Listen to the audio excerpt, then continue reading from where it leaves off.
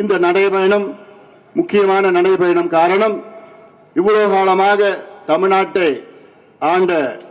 ஆண்டு கொண்டிருக்கின்ற கட்சி மக்களுக்கு எந்த ஒரு உரிமையும் தராத, மக்களை அன்றாடம் ஏமாற்றிக் கொண்டிருக்கின்ற திமுக அரசை வீட்டுக்கு அனுப்புகின்ற ஒரு தொடக்கமாக, ஒரு நடைபயணமாக அமைய இருக்கிறது.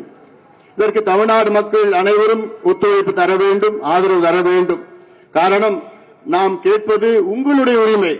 இந்த நடைபயணத்தை நான் மேற்கொள்வது உங்களுக்காக.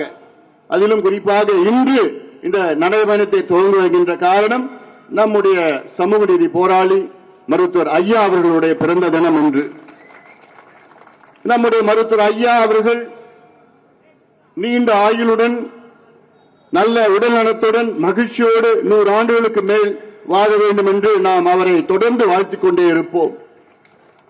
அவர் தொடங்கிய கட்சிகள், நம்முடைய இயக்கங்கள், அவருடைய கொள்கையை நாம் கடைபிடிப்போம். மருத்துவர் ஐயாவுடைய கொள்கைகள் என்ன?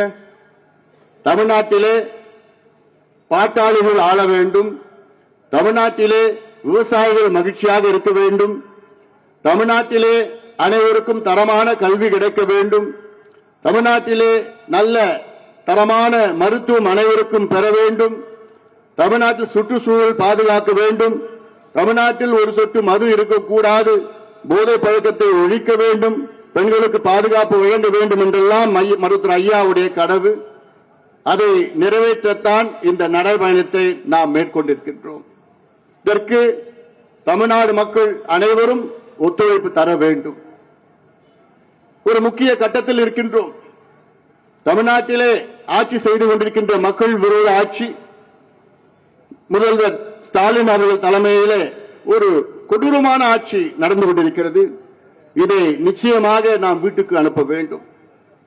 சுதந்திரம் அடைந்து 78 ஆண்டுகள் ஆகிறது. இந்த 78 ஆண்டுகள் பிறகும் இங்கே தமிழ்நாட்டிலே மக்களுக்கு உரிமைகள் கிடைக்கவில்லை. நான் திருப்பி சொல்றது உரிமைகள் என்றால், இந்திய அரசியல் சாசனத்தில் நமக்கு மக்களுக்கு பல உரிமைகளை கொடுத்திருக்கின்றார்கள். அதாவது கான்ஸ்டிடியூஷன் ஆஃப் இந்தியாவில் நமக்கு பல உரிமைகள் கொடுத்திருக்கின்றார்கள். அந்த உரிமைகளில் 10 முக்கிய உரிமைகளை நான் எடுத்து இந்த நடைபயணத்தை மேற்கொள்ள இருக்கின்றேன். அதில் முதல் உரிமை சமூக நீதிக்கான உரிமை, ரைட் டு சோஷியல் ஜஸ்டிஸ். அடுத்தது வன்முறையில்லா வாழ்வுக்கான மகளிர் உரிமை, women's right to live free from violence. மூன்றாவது வேலைக்கான உரிமை, ரைட் டு எம்ப்ளாய்மெண்ட். அடுத்தது விவசாயம் மற்றும் உணவுக்கான உரிமை, right to farming and right to food. அடுத்தது வளர்ச்சிக்கான உரிமை, ரைட் டு டெவலப்மெண்ட். ஆறாவது அடிப்படை சேவைக்கான உரிமை, ரைட் டு பப்ளிக் சர்வீசஸ். ஏழாவது கல்வி நலவாழ்வுக்கான உரிமை, right to health, right to education.